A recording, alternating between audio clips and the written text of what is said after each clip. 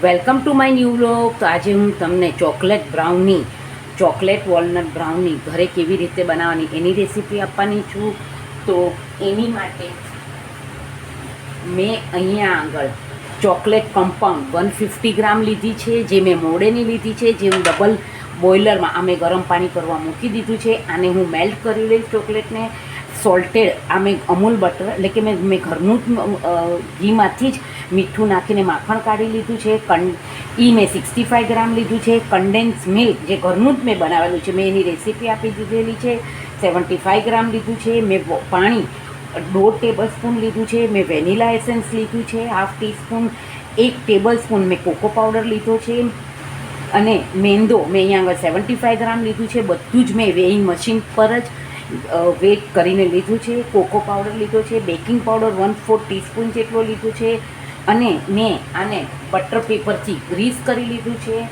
એને હું પહેલાં પ્રી-હીટ ઓવનમાં 10 મિનિટ પ્રી-હીટ કરીશ 180 ડિગ્રી પર, અને પછી બેકિંગ ટાઈમ 25 મિનિટ્સ છે. તો સૌ પ્રથમ પહેલાં હું આને મેલ્ટ કરી લઉં છું ચોકલેટને. અને આ મેં મોડેની મિલ્ક ચોકલેટ લીધી છે.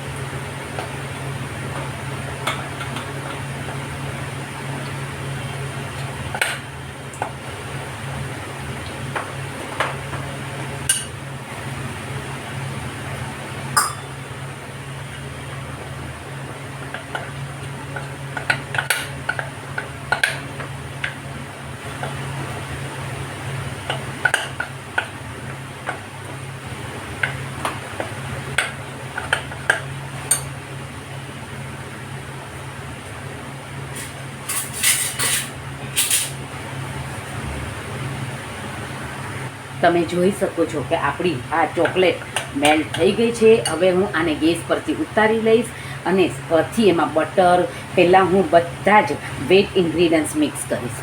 અહીંયા મેં આ ચોકલેટને નીચે લઈ લીધી છે. હવે હું એમાં કન્ડેન્સ મિલ્ક એડ કરીશ. વિસ્કની મદદથી બધું એમાં મિક્સ કરીશ.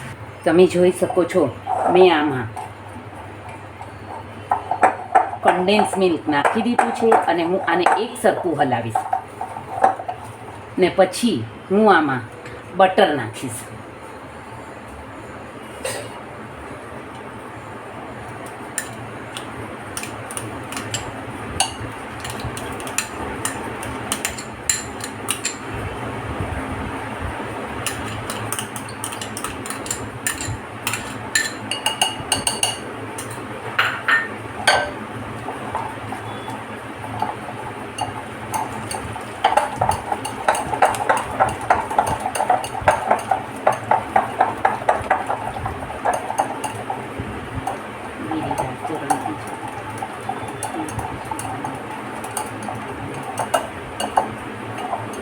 તમે જોઈ શકો છો કે આપણે આ બધું આમાં મેલ્ટ થઈ ગયું છે.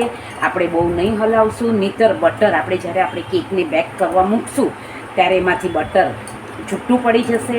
અને મેં આ મિલ્ક કેક લીધી છે, એટલે આપણે મેં આ મિલ્ક કમ્પાઉન્ડ લીધું છે, એટલે આમાં આ આપણી મિલ્ક ચોકલેટ બ્રાઉની થશે.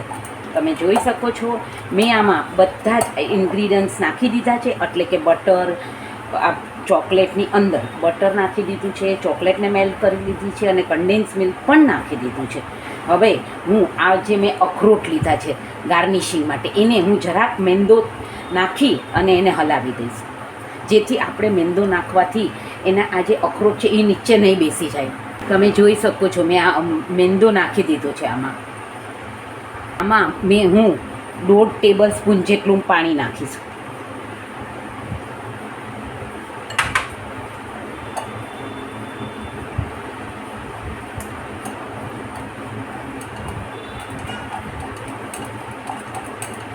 ને પછી હવે બધા ડ્રાય ઇન્ગ્રીડિયન્ટ્સ નાખી દઈશ. જરૂર પડશે તો જ હું પાણી નાખીશ, તો હવે હું નહીં પાણી નાખું. આમાં મેં કોકો પાવડર લીધો છે 1 ટેબલ સ્પૂન. આ 1/4 ટીસ્પૂન જેટલા બેકિંગ સોડા છે. વેનીલા મેં એસેન્સ નાખ્યું છે આમાં.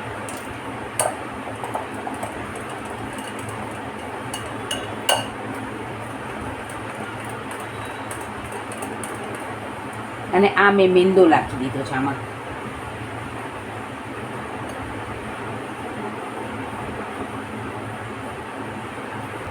હવે હું આમાં અખરોટ પણ નાખી. આ બધું અમે મિક્સ કરી દીધું છે. હવે હું આ ઓવનને 10 મિનિટ માટે પહેલાં 180 ડિગ્રી પર પ્રીહીટ કરીશ અને પછી 25 મિનિટ માટે આને બેક થવા દઈશ. તો મેં ઓવનને પ્રીહીટ કરવા મૂકી દીધું છે અને મેં આને બટર પેપરથી મેં એને પહેલાં બટરથી ગ્રીસ કરી એની ઉપર બટર પેપર લગાડી દીધું છે ચારેય બાજુથી. તમે જોઈ શકો છો આપણું આ જે મિશ્રણ તૈયાર થયું છે એકદમ ફાઇન છે.